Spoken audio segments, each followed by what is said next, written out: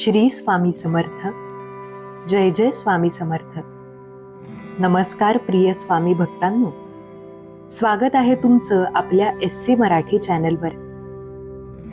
बाळा, जर आज तू हा संदेश ऐकत असशील तर तो केवळ योगायोग समजू नकोस.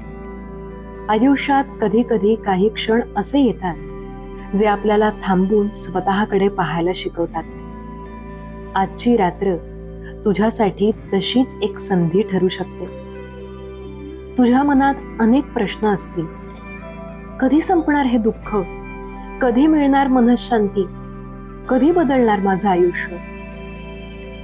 त्या प्रत्येक प्रश्नाचं उत्तर एका चमत्काराच्या खात्रीत नाही, तर श्रद्धा, धैर्य आणि स्वामींच्या स्मरणात दडलेलं असू शकतं. हा संपूर्ण संदेश शेवटपर्यंत शांतपणे ऐक. प्रत्येक शब्द मनात उतरू दे. कदाचित या रात्री तुला तुझ्या आयुष्यात पुढे चालत राहण्यासाठी आवश्यक असलेली आशा आणि दिशा मिळेल. आणि जर तुझा स्वामी समर्थांवर विश्वास असेल तर कमेंटमध्ये प्रेमाने एकदा लिही, श्री स्वामी समर्थ.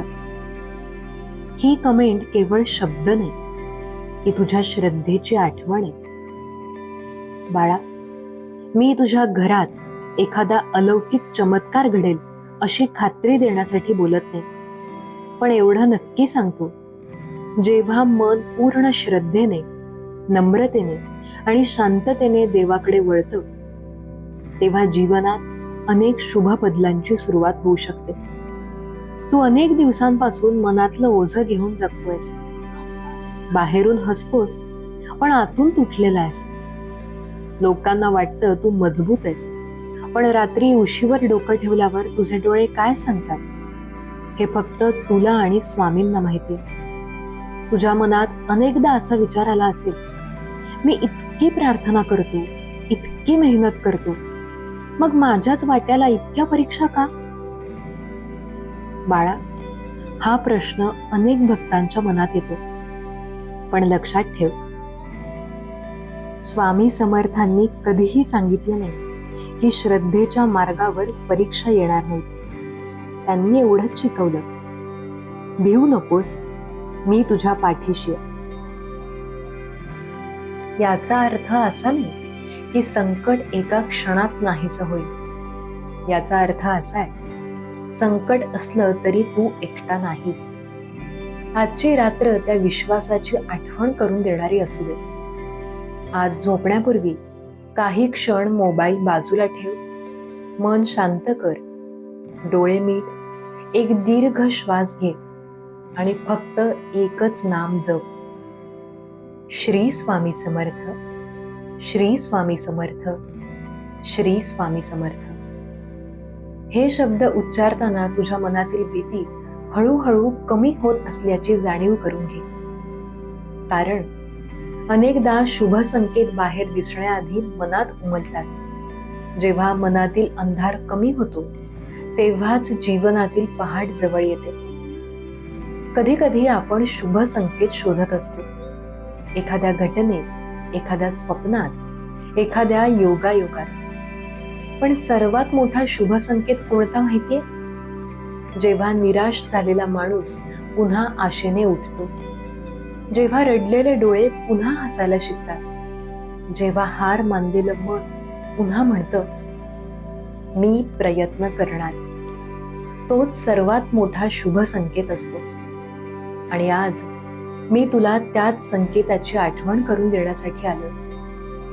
बाळा, तुझ्या घरात सुख यावं असं तुला वाटतं. घरात शांतता असावी, वडिलांच्या चेहऱ्यावर चिंता नसावी, आईच्या डोळ्यात अश्रू नसावेत, मुलांच्या आयुष्यात आनंद असावा. ही इच्छा चुकीची नाही, पण त्या इच्छेची सुरुवात एका गोष्टीपासून होते, घरातील वातावरणातून.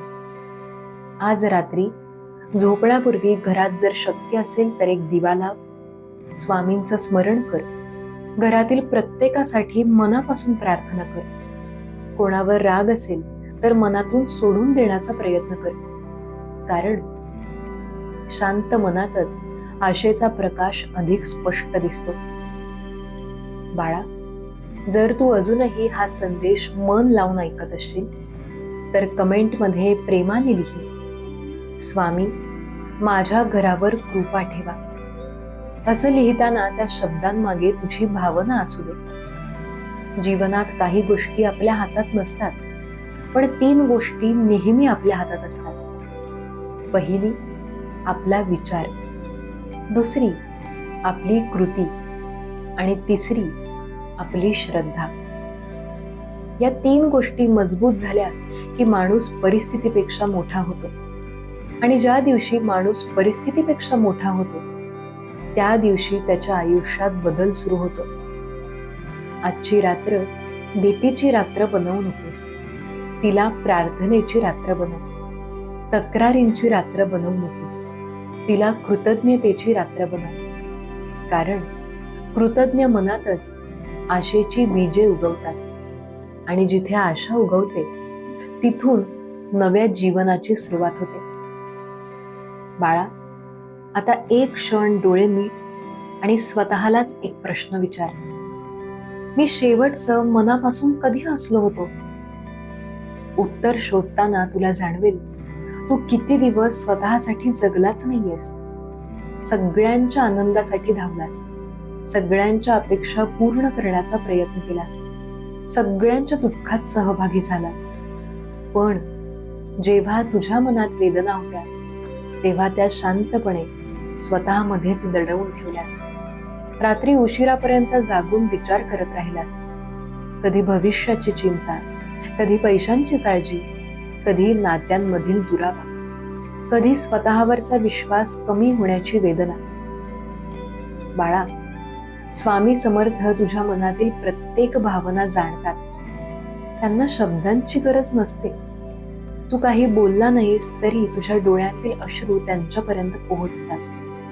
म्हणूनच आज मी तुला सांगतो, स्वतःला दोष देणं थांबव. प्रत्येक गोष्ट तुझ्याच चुकीमुळे घडली असं समजू नकोस. कधी कधी जीवन तुला थांबवतं कारण पुढे जाण्यापूर्वी तुला अधिक मजबूत बनवायचं असतं. लक्षात ठेव, झाड जितकं उंच वाढतं तितकी त्याची मुळं जमिनीत खोल जातात. तसंच ज्याच्या आयुष्यात मोठं सुख येणार असतं त्याच्या आयुष्यात आधी संयमाची परीक्षा येते. ही शिक्षा नसते, ही तयारी असते. म्हणून तुझ्या आयुष्यात आलेल्या प्रत्येक अडचणीकडे नव्या नजरेने पाहायला शिक. आज रात्री झोपण्यापूर्वी तुझ्या घरात एक शांत क्षण निर्माण कर. टीव्ही बंद कर, मोबाईल काही मिनिटांसाठी बाजूला ठेव. घरात एक छोटासा दिवा लाव. स्वामींच्या फोटोसमोर बस आणि स्वतःशी प्रामाणिक हो. स्वामींना मोठमोठ्या मागण्या करू नकोस. फक्त एवढंच म्हण, स्वामी मला योग्य मार्गावर चालण्याची बुद्धी द्या, संकटात धैर्य द्या आणि जे बदलू शकत नाही ते स्वीकारण्याची शक्ती द्या. ही प्रार्थना मनापासून केली तर मन हलकं होऊ लागतं. बाळा, अनेक जण शुभ संकेत म्हणजे फक्त एखादी बाहेरची घटना समजतात. पण खरं सांगू, सर्वात सुंदर शुभ संकेत कोणता माहितीये? जेव्हा घरात अनेक दिवसांनी हसण्याचा आवाज ऐकू येतो, जेव्हा रागाच्या जागी संवाद सुरू होतो, जेव्हा निराशेच्या जागी आशा उभी राहते, जेव्हा एकमेकांना दोष देण्याऐवजी एकमेकांना समजून घेण्याचा प्रयत्न होतो, तोच खरा शुभ संकेत. थोडा वेळ थांब. जर तू इथपर्यंत ऐकलं असेल तर कमेंटमध्ये प्रेमाने लिही, श्री स्वामी समर्थ आणि सोबत एक नमस्काराचा इमोजी टाक. तुझी श्रद्धा इतरांनाही प्रेरणा देऊ शकते. आता पुन्हा संदेशाकडे वळूयात. बाळा, तू कधी विचार केलास का, स्वामी समर्थ नेहमी भिवू नकोस असंच का सांगतात? कारण भीती माणसाची शक्ती कमी करते. भीतीमुळे माणूस प्रयत्न करणं सोडतो. भीतीमुळे संधी असूनही तो पाऊल टाकत नाही. भीतीमुळे तो स्वतःला हरवून बसतो. म्हणून आजपासून एक निर्णय घे. भीतीवर विश्वास ठेवायचा नाही, स्वामींवर विश्वास ठेवायचा. तुझ्या घरात आज कोणीतरी आजारी असेल, कुणी आर्थिक अडचणीत असेल, कुणाचं शिक्षण अडकलं असेल, कुणाचं लग्न जमत नसेल, कुणाच्या नोकरीची चिंता असेल किंवा कुणाच्या मनात खोल दुःख दडलं असेल, तर त्या प्रत्येकासाठी आज मनापासून प्रार्थना कर. कारण प्रार्थना म्हणजे जादू नाही, पण ती मनाला धैर्य देते. आणि धैर्य मिळालं की माणूस नव्या आशेने प्रयत्न करू लागतो. बाळा, आठव, तुझ्या आयुष्यात असेही दिवस आले होते जेव्हा तुला वाटलं होतं आता काहीच होणार नाही, पण तरीही काळ बदलला. तू त्या संकटातून बाहेर आलास. आजही तसंच होऊ शकतं. आजचं दुःख कायमचं नसतं, आजची रात्र कायमची नसते. प्रत्येक रात्रीनंतर पहाट येते आणि प्रत्येक कठीण काळानंतर नवा अध्याय सुरू होतो. स्वामी समर्थांचा एक सुंदर संदेश मनात कोरून ठेव. श्रद्धा म्हणजे संकट नसणं नाही, श्रद्धा म्हणजे संकट असतानाही आशा न सोडणं. ही ओळ आजपासून तुझ्या जीवनाचा आधार बनू दे. बाळा, आज झोपण्यापूर्वी तुझ्या आई वडिलांना नमस्कार कर. जर ते जवळ नसतील तर त्यांच्या आठवणींना प्रणाम कर.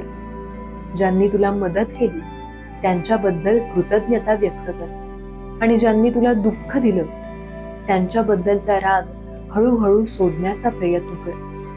कारण राग धरून ठेवला की मनातल्या प्रकाशासाठी जागाच उरत नाही. आजची रात्र तक्रारींपेक्षा कृतज्ञतेची असू दे, भीतीपेक्षा विश्वासाची असू दे, अस्वस्थतेपेक्षा शांततेची असू दे.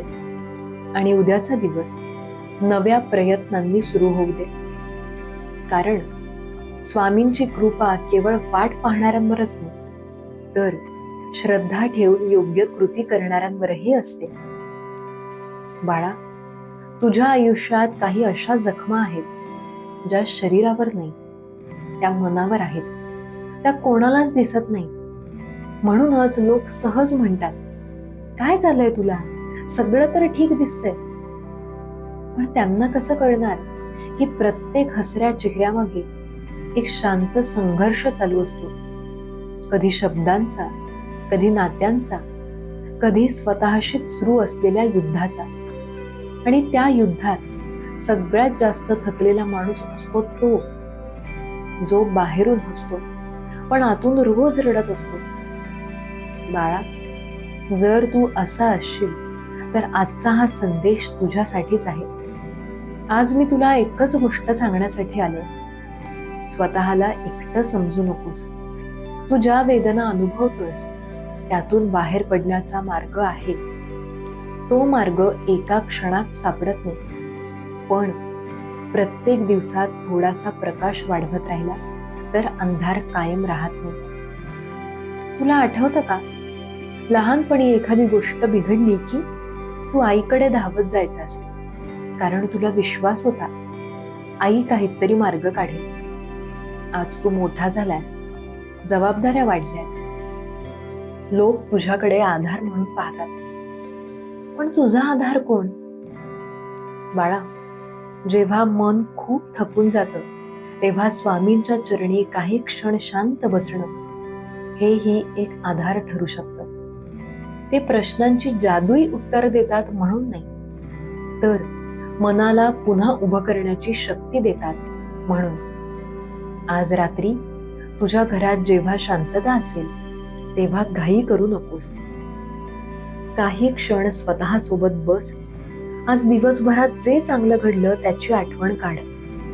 कदाचित ते खूप छोटं असेल, एखाद्याने प्रेमाने विचारपूस केली असेल, एखादं काम पूर्ण झालं असेल, एखादा छोटासा आनंद मिळाला असेल. त्या छोट्या गोष्टींची किंमत ओळख. कारण आनंद नेहमी मोठ्या घटनांमध्येच लपलेला नसतो, तो छोट्या क्षणांमध्येही सापडतो. जर तू अजूनही मन लावून ऐकत असशील तर कमेंटमध्ये एकदा प्रेमाने लिही, स्वामी, माझ्या मनाला शांतता द्या. तुझी ही प्रार्थना केवळ इथे लिहिलेला शब्द नसेल, तर ती तुझ्या मनातील भावनांची साक्ष असेल. आता पुढे ऐक. बाळा, तुझ्या घरात कधी कधी विनाकारण तणाव निर्माण होतो का? सगळे एकमेकांवर प्रेम करतात, पण तरीही बोलताना कटू शब्द निघतात. असं होत असेल तर लक्षात ठेव, प्रत्येक घरात मतभेद होतात, पण ज्या घरात संवाद संपतो तिथे अंतर वाढायला सुरुवात होते. म्हणून आजपासून एक छोटा नियम कर. राग आला तर थोडा वेळ शांत राहा, पण प्रेम व्यक्त करायची वेळ आली तर उशीर करू नकोस.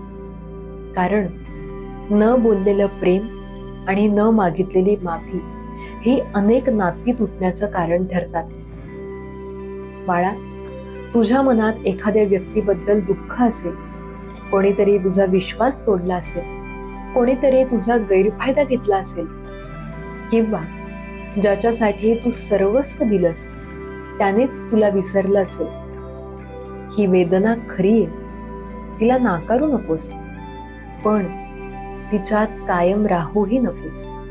कारण भूतकाळ बदलता येत नाही, पण त्याच्याकडून शिकून भविष्य घडवता येतं. स्वामी समर्थांच्या मार्गात एक सुंदर शिकवण आहे. क्षमा म्हणजे विसरणं नाही. क्षमा म्हणजे त्या वेदनेचं ओझं आयुष्यभर न वाहण्याचा निर्णय. ही गोष्ट समजली तर मन हलकं होऊ लागतं. बाळा, आज तू जिथे आहेस ते तुझ्या प्रवासाचं शेवटचे ठिकाण नाही. हे फक्त एक वळण आहे. आज अडचणी आहेत, उद्या संधी असतील. आज अश्रू आहेत, उद्या हसूही असेल. आज प्रश्न आहेत, उद्या उत्तरही मिळतील. म्हणून स्वतःवरचा विश्वास सोडू नकोस. तुला माहितीये का, काही लोक रोज सकाळी उठतात, पण त्यांच्याकडे जगण्याचं कारण नसतं. आणि काही लोकांकडे खूप अडचणी असतात, तरीही ते हसत पुढे जातात. फरक फक्त एका गोष्टीचा असतो, आशेचा. आशा संपली की माणूस आतून हरतो. आशा जिवंत राहिली की माणूस पुन्हा उभा राहतो. म्हणून आजची रात्र आशा जपण्याची रात्र असू दे. जर तुझ्या घरात लहान मुलं असतील तर त्यांच्यासोबत 2 मिनिटं हस. जर आईवडील असतील तर त्यांच्या पायाला हात लाव. जर जोडीदार असेल तर त्याला किंवा तिला प्रेमाने विचार, आज तुझा दिवस कसा गेला? हे छोटे प्रश्न मोठी नाती टिकवतात. बाळा, घर म्हणजे फक्त भिंती नाहीत. घर म्हणजे एकमेकांचा आधार, एकमेकांची काळजी, एकमेकांसाठी केलेली प्रार्थना आणि एकमेकांच्या आनंदात आनंद मानण्याची भावना. ही भावना जपली तर तेच घर सर्वात मोठा आशीर्वाद ठरतं. आज झोपण्यापूर्वी स्वामींचं नामस्मरण करत एक छोटी प्रार्थना कर. स्वामी, माझ्या घरात प्रेम वाढू दे, माझ्या मनात संयम वाढू दे, माझ्या कृतीत प्रामाणिकपणा वाढू दे आणि माझ्या जीवनात योग्य निर्णय घेण्याची बुद्धी दे. ही प्रार्थना मनापासून केली तर उद्याचा दिवस वेगळ्या ऊर्जेने सुरू होऊ शकतो. आणि बाळा, हे कायम लक्षात ठेव, कधी कधी आपण शोधत असलेला शुभ संकेत बाहेर दिसत नाही. तो आपल्या विचारांमध्ये, आपल्या कृतींमध्ये आणि आपल्या नव्या सुरुवातीच्या धैर्यात जन्म घेतो. जेव्हा मन बदलतं तेव्हा जगही वेगळं दिसू लागतं. बाळा, आता हा संदेश संपत आलाय, पण स्वामींची कृपा कधीच संपत नाही. आज इतका वेळ तू शांतपणे हा संदेश ऐकलास, याचा अर्थ तुझ्या मनात अजूनही आशा जिवंत आहे. आणि लक्षात ठेव, जोपर्यंत आशा जिवंत असते तोपर्यंत कोणताही अंधार कायम राहत नाही. आज रात्री तुझ्या घरात काही विशेष घडो किंवा न घडो, एक गोष्ट नक्की घडू दे. तुझ्या मनात विश्वास जागा होऊ दे, तुझ्या हृदयात शांतता निर्माण होऊ दे, तुझ्या विचारांमध्ये सकारात्मकतेचा प्रकाश पसरू दे. कारण खरा शुभ संकेत बाहेर दिसण्यापूर्वी तो आपल्या मनात जन्म घेत असतो.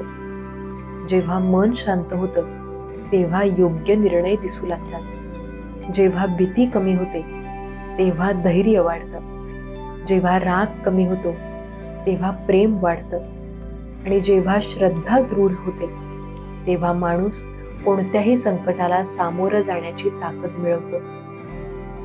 बाळा, जर आज तू खूप दुःखी असशील तर ही रात्र अश्रूंमध्ये घालवू नकोस. स्वामींच्या चरणी तुझं दुःख ठेव. मनापासून एवढंच म्हण, स्वामी, मला योग्य मार्ग दाखवा. माझं मन मजबूत करा. मी जे बदलू शकतो ते बदलण्याचं धैर्य द्या. आणि जे माझ्या हातात नाही ते शांतपणे स्वीकारण्याची बुद्धी द्या. ही प्रार्थना तुझ्या मनाला नवी शक्ती देऊ शकते. आता झोपण्यापूर्वी एक दीर्घ श्वास घे, डोळे मिट आणि हळूच 3 वेळा नामस्मरण कर. श्री स्वामी समर्थ, श्री स्वामी समर्थ, श्री स्वामी समर्थ. मनात कल्पना कर, तुझ्या घरातील प्रत्येक सदस्य सुखी आहे. सर्वांच्या चेहऱ्यावर समाधान आहे. घरात प्रेम आहे, एकमेकांबद्दल आदर आहे आणि प्रत्येक दिवस नव्या आशेने सुरू होतं. ही कल्पना फक्त स्वप्न म्हणून नाही, तर त्या दिशेने जगण्याची प्रेरणा म्हणून मनात ठेव.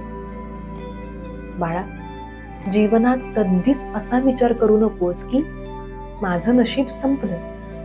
नाही, जोपर्यंत तू श्वास घेतोयस तोपर्यंत देवाने तुझ्यासाठी नवीन संधींची दारं बंद केलेली नाहीत. कदाचित उद्या तुला एखादी नवीन संधी मिळेल. कदाचित एखादा जुना प्रश्न सुटायला सुरुवात होईल. कदाचित तुझ्या मनात नवा आत्मविश्वास निर्माण होईल. आणि कदाचित आजचा हा संदेश तुला पुढचं पाऊल टाकण्याची हिंमत देईल. हीच सर्वात मोठी कृपा आहे. हीच सर्वात सुंदर सुरुवात आहे. शेवटची प्रार्थना. हे अक्कलकोट निवासी श्री स्वामी समर्थ महाराज, या संदेशाशी जोडलेल्या प्रत्येक भक्तावर तुमची कृपा दृष्टी राहू दे. त्यांच्या घरात प्रेम राहू दे. त्यांच्या मनात शांतता राहू दे. त्यांच्या कष्टांना योग्य दिशा मिळू दे. ज्यांच्या डोळ्यात अश्रू आहेत त्यांना धीर द्या.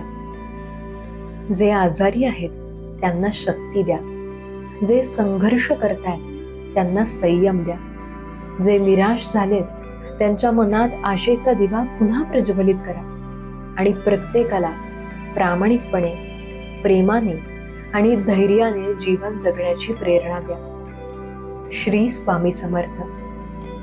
जर तुम्ही हा संपूर्ण संदेश शेवटपर्यंत ऐकला असेल तर कमेंटमध्ये प्रेमाने फक्त एकदाच लिहा, श्री स्वामी समर्थ.